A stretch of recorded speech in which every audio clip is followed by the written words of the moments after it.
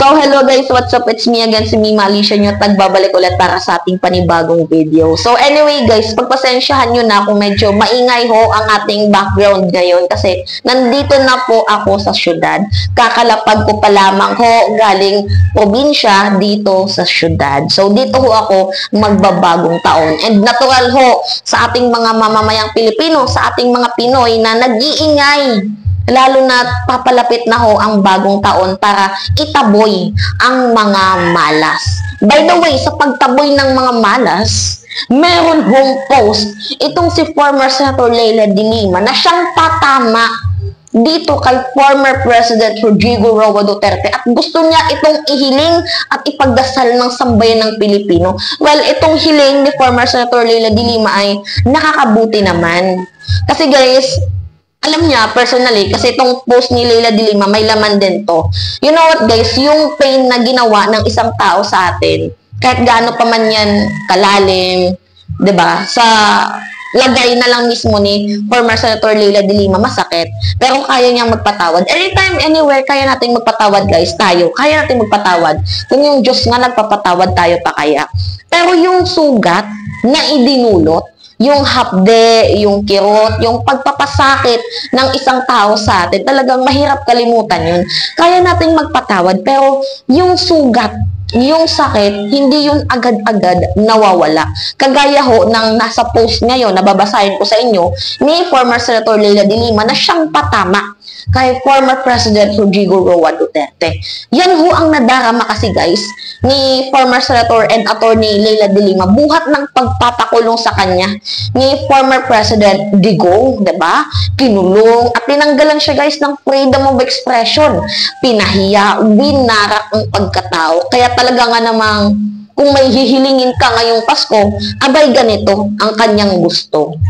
Sabi ni former Senator and Attorney Leila de Lima, isama natin sa ating dasal ang pagwawakas ng alitan at kaguluhan na kumitil at patuloy na kumikitil sa maraming buhay. Katarungan para sa mga biktima. Katarungan para sa mga biktima guys. Take note. Katarungan para sa mga biktima ng karahasan at pang-aabuso. Kaligtasan at tatag ng loob ng bawat isa, lalo na ang mga naulila at malayo sa pamilya ngayon. So, from the word itself na katarungan sa pang-aabuso, sino ho yung nangaabuso na pinapatamaan ni former Senator Leila de Lima, which is itong si former President Digong. Kasi, you know, he uses his power. Inabuso niya ang power niya para ho dito sa mga kalaban niya. Just like what happened sa ABS-CBN. Sa Rappler, di ba ABS-CBN, ginamit niya ang presidential power. Admittance niya guys, na ginamit niya ang presidential power para ho ipa-take down ang franchise ng SMNI. Yung Rappler, muntikan niya na ding ipa-take down dahil naglalabas ng press freedom. Pero hindi niya nakayanan. Itong si Attorney Leila de Lima, witness ho ng pang-aabuso ng karahasan na ginawa ni former President Rodrigo Roa Duterte. Pinakulong si former Senator Leila de Lima dahil ho lamang sa nakikialam daw ho itong si former Senator Leila de Lima dito sa drug war ni former President Rodrigo Roa Duterte. Nagsilbi siyang biktima. Nagsilbi siyang kumbaga malaking isda para sa mga tao na sabi ni Digong, seryoso ako sa war on drugs. Tingnan niyo si de Lima na ipakulong ko. Malaki ho ang naging benefits ni Digong dito kay former Senator and Attorney Leila de Lima para ho masabi na seryoso sila sa ginagawa nilang war on drugs. You know, nawalan ho ng press freedom itong si former Senator Leila de Lima dahil nga lang ho sa pagsisiwalat niya ng katotohanan about sa pang-aabuso, about dito sa peking war on drugs ni former President Rodrigo Roa Duterte. Even though si Trillanes, diba? Pinakulong dahil one of the critics of the Duterte.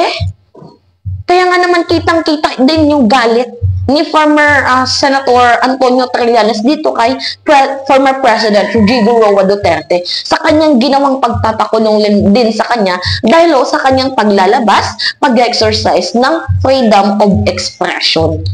Diba?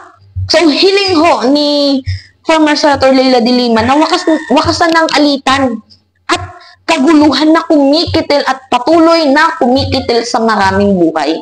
Tama nga naman, naiwasan na itong kaguluhan na to. Wala ka na sa posisyon, former President Digong. Kaya minsan, uso na ding magbago. Para nang sa gayon, diba, lapitan ka ng swerte. Kasi ngayon, ang daming kamalasan na nangyayari kay former President Yung natanggalan yung show niya, diba? Suspension. Well, deserve lang naman na matanggalan or mawalan ng prangkisa itong SMNI.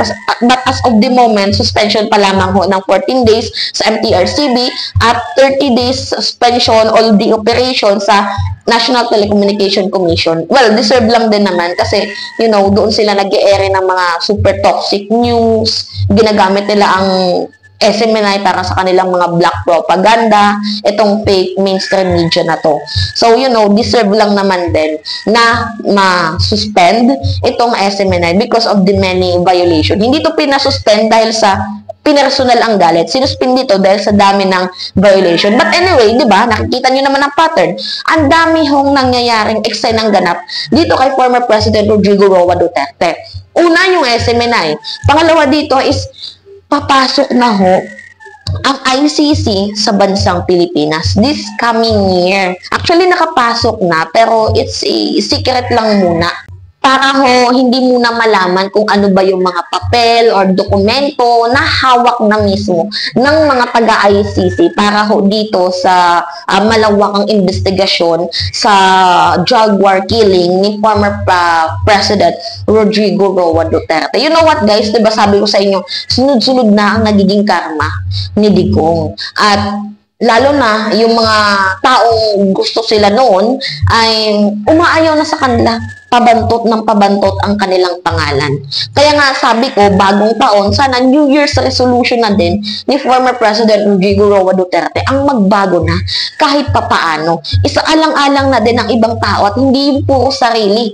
Puro yung, you know what guys, para lamang sa kanila ang iniisip nila. Nakakalungkot isipin na binoto kayo ng mamamayang Pilipino pero yung ginagawa nyo ay para lamang sa sariling agenda, sa mga sarili-sarili nyo.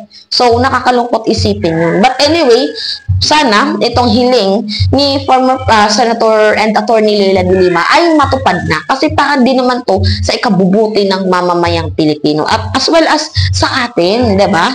Na tama na ang alitan.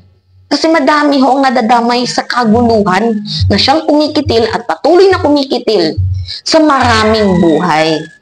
So, kailangan din mabigyan ng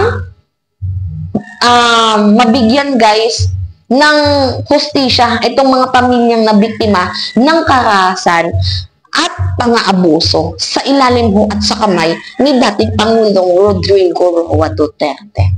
Which is true. Kaya nga ngayon guys, hindi na to pinapalagpas ng ating presidente ngayon. So, managot ang dapat managot. Kaya nga gumagawa na sila ng mga movement, diba? Nilalabas na nila yung mga matatandang PMA, tinatakot na nila tayo, kung ano-ano pa. Pero hindi tayo nasisindak. Kasi nasa panig naman tayo ng katotohanan. Diba? Anyway, yun lamang ho guys. At it's me again, si Mima Alicia nyo. Nagbabalik ulit para sa ating panibagong video.